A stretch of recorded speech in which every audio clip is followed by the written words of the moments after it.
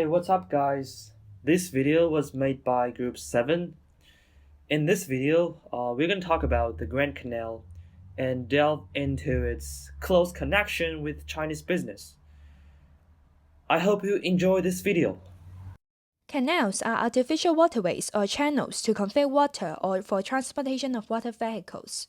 There are different types of artificial waterways, which are navigations and through canal.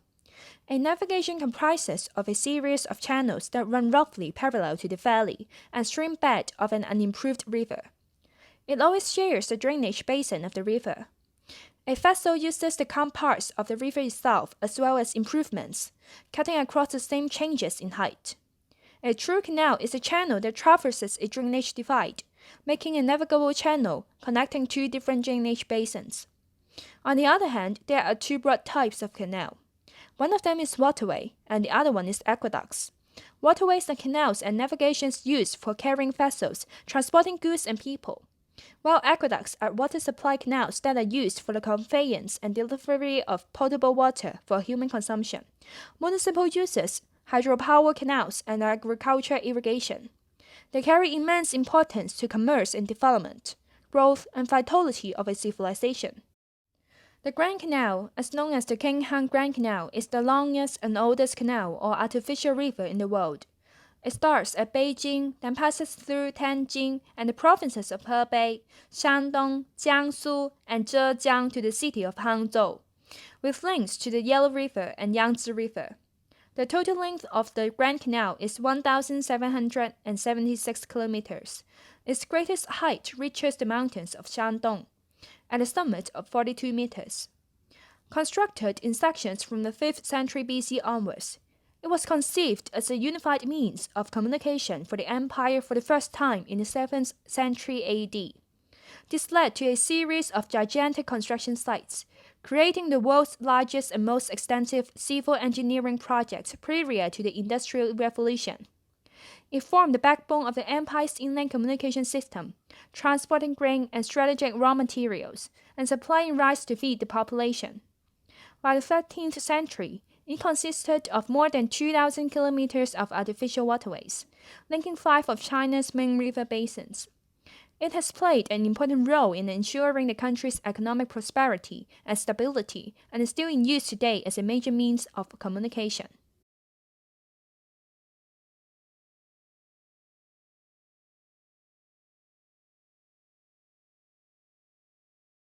We have now come to Tang, Song, and Yuan dynasties. Tang dynasty mostly saw the economic impact of the canal. Back then, the Grand Canal was an essential route for goods transportation. The use of the Grand Canal had significantly reduced the cost of grain shipping. This effect, unsurprisingly, led to a boom in the amount of grain carried through the canal. According to historians, nearly 150 million kilograms of grain per year made its appearance in the canal during the 5 decades from the year 681. Furthermore, the Grand Canal gave rise to the economic prosperity of its surrounding cities. For example, Yangzhou became a major port city in Tang Dynasty thanks to its closeness to the Grand Canal. Imports, as well as goods produced in southern China, first found their way to Yangzhou before reaching their northern destination through the canal. Song Dynasty, on the other hand, experienced remarkable technological advance on the use of the Grand Canal. A Song official named Cha Wenyue invented the first pound lock in history, with the initial intention being to reduce the accidental rate in the canal. At that time, the canal was a dominant route for transporting tax grain, so each accident in the canal actually gave opportunities for thieves to steal the grain. It follows that the introduction of the pound lock would effectively reduce the loss of tax grain to theft. However, the major and ultimate function of the pound lock was to facilitate a ship's upward travel to higher water levels in the canal. As mentioned in the introduction, the summit of the canal could reach as high as 42 meters above sea level. A pound lock could reduce the difference in the water levels of its two sides by adjusting the amount of water on each side. During Yuan dynasty, a dramatic change to the Grand Canal had taken place. Specifically, the route of the canal had been straightened compared to the original one since the canal was constructed. Luoyang and Kaifeng were no longer the canal cities, having been replaced by their eastern counterparts, Shandong. As a result, The entire route of the canal got closer in shape to a straight line, and the total length was contracted by nearly 700 kilometers. Scholars argue that this process boosted the efficiency and helped Beijing-based Yuan government better utilize the canal. This way, the canal became an increasingly effective instrument for the Yuan government to centralize its power. Tang Song Yuan era overall was accompanied by considerable economic benefit arising from the canal, and witnessed the progressive usage and transformation of the canal. Coming to the Ming Dynasty, the Grand Canal has even more significant development. The canal has its renovation with deeper canal and new canal locks. The constructions contribute more, and at its peak, about 400,000 tons of grains transited on the canal each year. With the repair in the Grand Canal, around 165,000 laborers are employed. They are responsible for cleaning up the canal bed and manufacturing new features of the canal. This affected many families, which the manpower has been centralized to work for the renovation. The canal also provided job opportunities and source of income for around 120,000 transportation armies and government officials who were responsible for following special taxes and additional fee to cover operational costs. A dam was constructed to divert the one river to the canal. 4 reservoirs were also set up so as to act as a regulation of water levels in the canal. These changes revealed the improvement in technology and scientific standard of China. The Grand Canal constructed an adequate commercial environment for local businessmen focused on transportation, maintenance, and the stream of travelers. However, the indigenous businessmen along the seaside may have opposition, as this would threaten the monopoly. The renewal of the Grand Canal also turned Suzhou into the most developed economic center in the Ming Dynasty, as the farmer was in a better position along the Grand Canal. It as well served as an economic lifeline of indigenous trade within China. Every town of importance was linked to a system of canals, which is a unique economic and social system where a large amount of wealth was derived from the canal trade. At the peak, the whole canal system comprised about 2,500 kilometers, with Beijing, Hangzhou, and Luoyang as its outermost point. The canal has covered most of the parts in China, and the water quality had been a concern due to the large area covered. Source of water pollution such as over-exploitation and improper leakage of wastewater rose. Therefore, the authority tried to improve water quality by building reservoirs and reviewing the quality from time to time. The Grand Canal has long been a government-operated carrier route, which information was transferred. Carrier stations, which act as a passage of governmental issues and fostered communication among parties, has been set up. Another political move was the authorization of Chaoyun for the transport of grain and its restructuring with the installation of a governor-general at Huai'an. Moving on to the Tang dynasty. After the invasion of the Manchus in the mid-17th century, the capital had fallen into the hands of a rebel army, and the Tang dynasty had then been established. Under the leadership of the Manchus, the Grand Canal was overseen, and putting the maintenance of the Grand Canal a top priority so as to ensure the prosperity and development of the cities along the canal. However, in the 19th century, a fatal flooding in the Yellow River changed its course and entering the sea in Shandong province. Furthermore, sedimentation had raised the level of the Yellow River gradually, and therefore there was difficulty for the canal to cross the Yellow River. Also, due to the increased development of an alternative sea route for grain ships and the development of railways networks over the subsequent century, the canal languished, and the northern and southern sections of the canal were effectively separated. Many of the sections fell into disrepair, and some were even returned to flat fields. While the Grand Canal in Tang Dynasty was similar to the previous dynasties, the Green Gang has served a major role in the history of the Grand Canal in the Tang Dynasty. It was a Chinese secret society and criminal organization which was prominent in criminal, social, and political activity in Shanghai during the early to mid-20th century. The society has its roots in Luojiao, a Buddhist sect founded by Luo Ting in Ming Dynasty. During the early 18th century, the sect was introduced among workers involved in the transport of grain along the Grand Canal via the efforts of 3 Swan brothers. However, due to the changing course of the Yellow River, the shipment of grain along the Grand Canal was severely disrupted and finally ended. Taoyun, transport of tribute grain, was also an important part of the Grand Canal in Tang Dynasty. With the opening of the Zhongyun Canal, Tang Dynasty solved the obstacle to cross the Yellow River, At the same time, the construction of nodal shipment points at the Yellow River and the White River alleviated the problem of water levels of different height as well as that of siltation. The transport modes by and large followed that of the main. In the grain tribute policy, the following quota was fixed. An annual amount of 3.3 million shares of grain were to be brought to the capital granary, and a smaller volume of 700,000 shares was shipped to granary in Tongzhou. When the tax grain was collected, it was allowed to have part of the rice converted into other commodities, and part of it substituted by monetary payment. In different historical periods, the Grand Canal played a different role in the development of many cities in China, like Yangzhou, Suzhou, Kaifeng.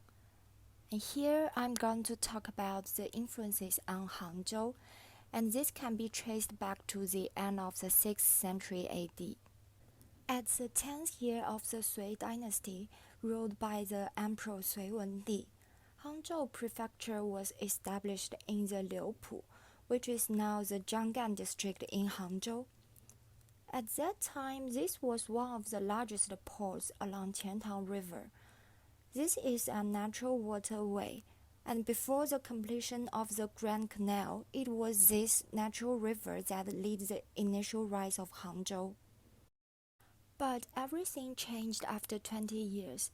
The Grand Canal was excavated successfully from Jinkou to Yuhang. Jinkou is today's Zhenjiang in Jiangsu province, and Yuhang is today's Hangzhou. Then from the Tang dynasty, this artificial waterway connected with the Qiantang River was used as a skeleton of the development of Hangzhou, and even made Hangzhou become a water transport hub. So why was the Grand Canal very important at that time? And why was it constantly excavated and maintained?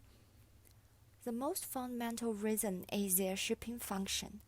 This function can be divided into two types. The first one is the freight, such as the official transportation of salt transport, folk production, and the commercial activities. The other type is the passenger transport, such as the parade of emperors, the tour of the Bachelor of Literati, and the daily travel of ordinary people. So, in a word, this shipping function promoted the economic development, commercial prosperity, urban rise, and exchange of ideas and cultural development along its coast.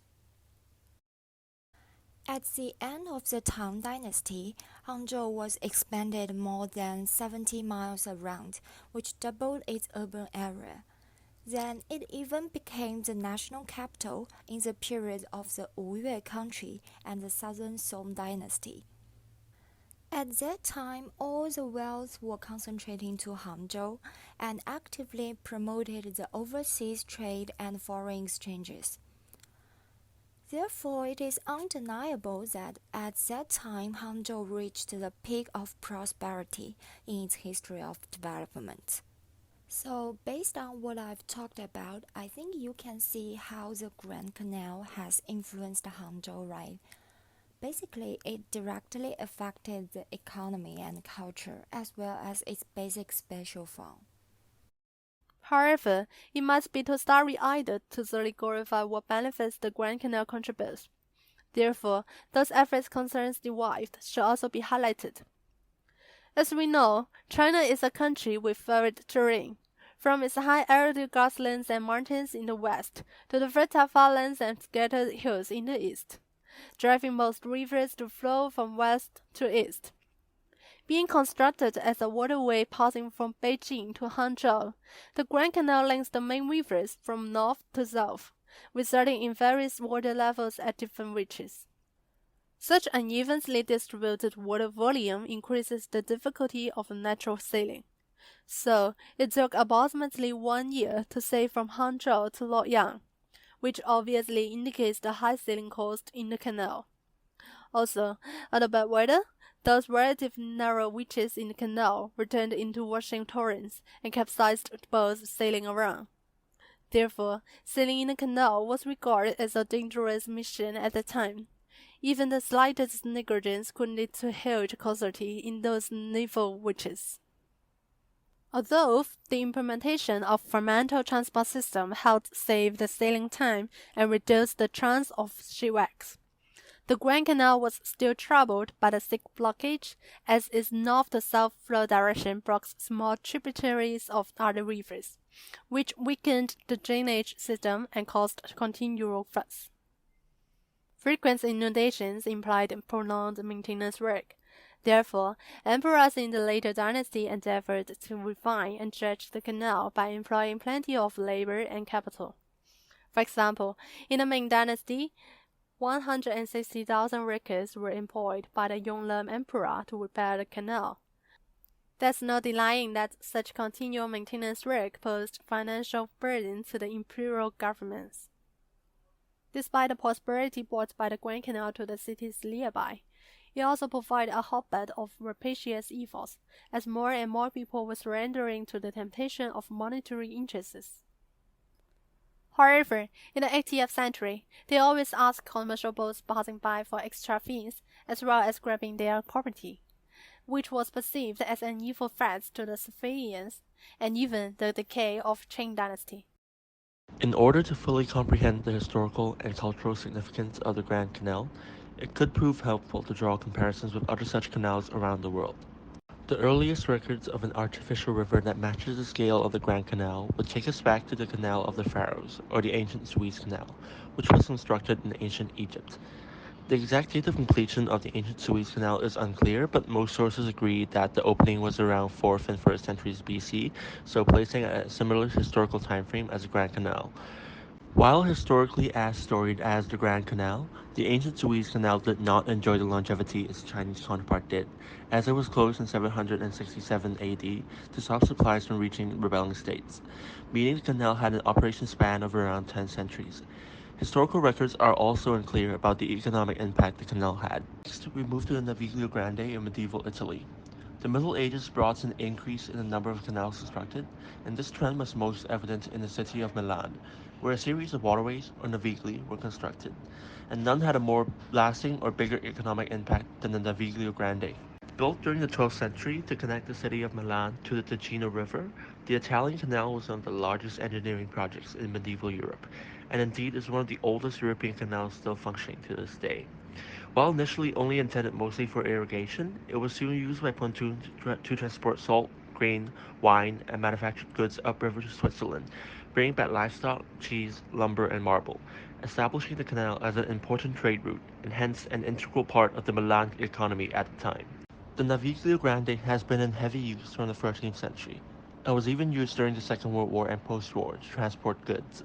However, an increase in the value of goods and strong interest supporting road transport caused a rapid decline of the canal, and on March 30th, 1979, the last cargo of sand was unloaded. Since then, the canal has been used only for irrigation, its original purpose. Lastly, we move to England during the Industrial Revolution to the Bridgewater Canal. During this period, advances in technology as well as experience with building canal locks gave rise to the idea of the pure canal, an artificial canal constructed purely out of economic consideration and not where a river happened to be. The Bridgewater Canal is often, though mistakenly, considered to be the first pure canal in England, and is the first major British canal. Started in 1760 and opening a year later in 1761, the canal was constructed on commission by Francis Egerton, the 3rd Duke of Bridgewater, as he wanted a cheaper and more reliable way of transporting coal from his coal mines to the rapidly industrializing city of Manchester. Considered an engineering marvel, the Bridgewater Canal's most impressive feat remains its economic impact on the coal industry at the time, with its efficiency and reliability said to have decreased coal prices in Manchester by as much as half. All in all, while there are examples of notable canals around the world, it's hard to find another with the Grand Canal's history, impact, and cultural significance.